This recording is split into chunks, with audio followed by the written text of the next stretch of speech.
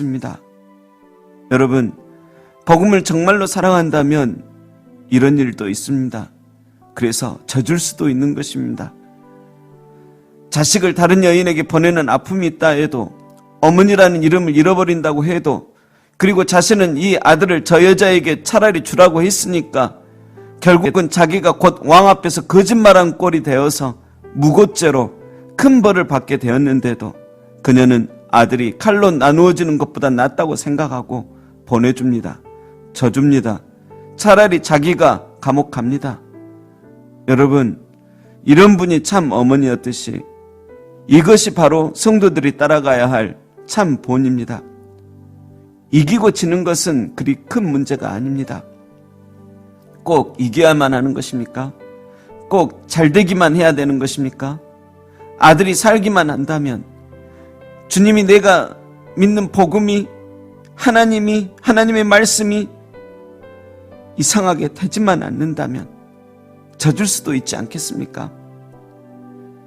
우리 주님도 우리 때문에 져주셨음을 기억하십시오. 우리 살리려고 져주신 것입니다. 사도 바울도 마찬가지입니다. 감옥에 갇혀 하나님의 옥문을 열어주셔도 저 간수의 가정이 엉망이 되어버릴까봐 구원을 위해서 다시 감옥으로 들어갑니다. 다윗 역시도 사울을 이길 수 있음에도 불구하고 저 사람이 하나님의 기름 부음 받은 그 사람이라고 계속 져줍니다. 누구나 말로는 본문처럼 내 자식이다 할 수 있습니다.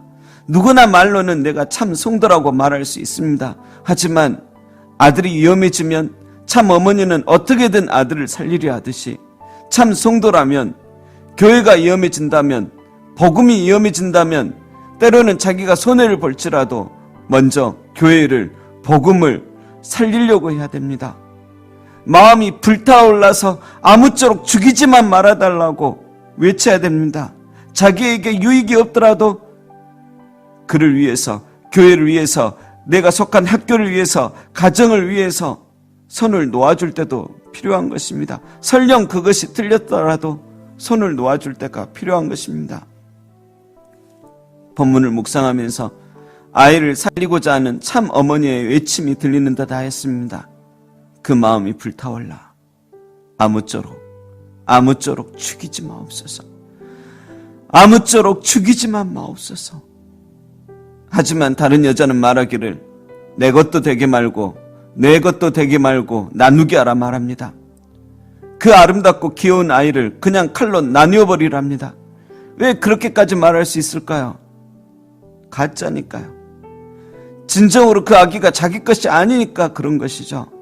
여러분, 가짜는요, 영혼들 죽어가건 말건 신경 안 씁니다. 교회에서도, 그래서 사람들 보는 데서도 그렇게 나쁜 짓 다 하는 것입니다. 왜일까요? 진정 자신이 사랑하는 복음이 아니라서 그런 것입니다. 복음이 어떻게 되든 먼저 내 목적이 달성되는 것이 목표인 것입니다. 고린도 교회에도 이런 분쟁들이 많았습니다. 서로 고발하는 상태까지 생겼습니다. 그 모습을 본 사도 바울이 이렇게 말합니다. 차라리 속는 것이 낫지 아니하냐? 차라리 속는 게 낫지 아니하니? 저는 너희 형제다. 한 떡을 떼는 형제다. 그런데 그렇게 칼로 나누듯이 아픔과 고통으로 나눠야만 하는 것이니? 내 것도 되게 말고 저 사람 것도 되게 말고 나누게 하라 하는 그런 못된 마음보다 아무쪼록 죽이지만 마옵소서 하는 귀한 사랑의 마음이 우리 가운데 불타오르기를 소망합니다. 결론입니다. 결국 어떻게 됐습니까? 보내줬다고 해서 영영이 아들을 잃어버렸습니까? 다시는 그 아들을 보지 못했습니까? 그 사기꾼 같은 여인이 승승장구했습니까? 아닙니다. 솔로몬은 다 알고 있었습니다. 어떻게 판결이 났습니까? 왕이 대답하여 이르되 살아있는 아이를 저 여자에게 주고 결코 죽이지 말라. 저 여자가 진짜 엄마다. 여러분, 솔로몬은 다 알고 있었습니다.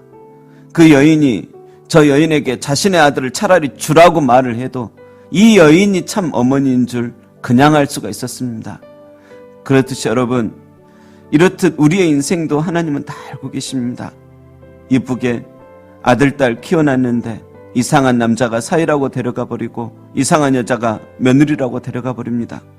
그러면 여러분, 이제껏 한 것 다 어디 가버린 것입니까? 아닙니다. 때로는 뺏겼다고 생각할 수도 있습니다. 그러나 하나님은 그 노고와 정성 다 기억하고 계십니다. 교회에서도 교회가 어려울 때부터 내 집같이 충성한 사람들이 언제부터인가 새로운 분들에게 파트를 넘기고 점점 뒤안길로 물러날 때가 있습니다. 아무도 알아주지 않습니다. 때로는 섭섭합니다. 그러나 여러분, 이 땅에서는 아무도 그를 인정하지 않았다 해도 하나님은 다 알고 계십니다.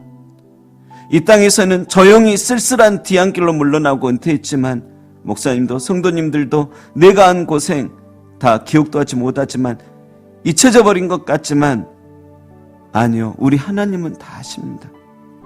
저 하나님의 나라에서 다시 아름다운 명예로 되돌려 주실 것입니다. 우리 주님이 증인이 되셔서 여봐라, 저 여인이 참 어머니다. 여봐라, 저 사람이 참 성도였다. 참 충성된 성도였다고 불러주실 것입니다. 모든 것이 끝날 때까지 끝난 것이 아닙니다. 이 세상에서 우리의 숨이 멈춰졌다고 해서 모든 것이 마무리되어 버린 것이 아닙니다. 아직 진정한 재판은 남아있습니다. 솔로몬보다 더 지혜로우신, 더 공의로우신 하나님의 재판이 남아있습니다. 이 땅에서 때로는 우리의 소중한 것이 빼앗겨지고 억울하고 원통하고 마음 아파 울게 만드는 모든 것을 신원하여 주시는 날이 옵니다.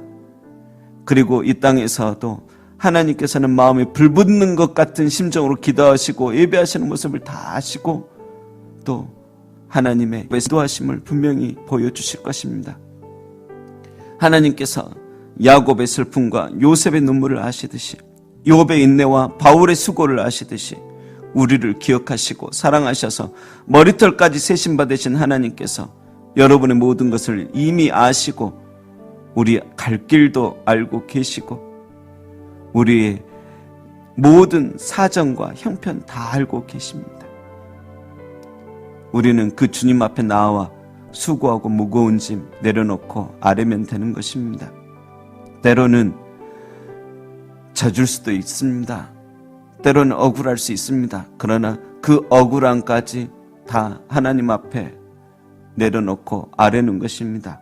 그러할 때 우리 주님께서 그 수고하고 무거운 짐 벗겨주시고 또 그 억울함 갚아주시고 하나님께서 그 모든 것 협력하여 선으로 바꿔주시고 그리고 우리 영혼의 결국은 참 자유와 기쁨으로 주실 줄로 대갚아 주실 줄로